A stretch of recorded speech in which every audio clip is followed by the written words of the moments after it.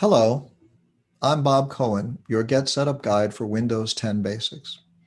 I call this class the Missing Quick Start Guide, the one that didn't come with your Windows 10 computer.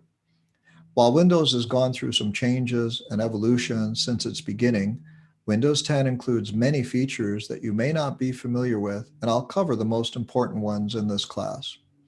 First, we'll take a tour of the desktop and learn about the taskbar and start button, what they do, and how you can use them better. I'll explain how to find files, use the included browser called Bing, and how the search box can help you find anything, even on the internet. Using your mouse or trackpad to right-click is a valuable feature, so we'll look at that and then learn how to check our security to make sure that our antivirus software is working and that Windows 10 is updating properly. I've helped people from beginners to experienced users learn how to use Windows, Macs, iPhones, iPads, and websites, and hope you join me for this Get Set Up session. Hope to see you soon. Thanks.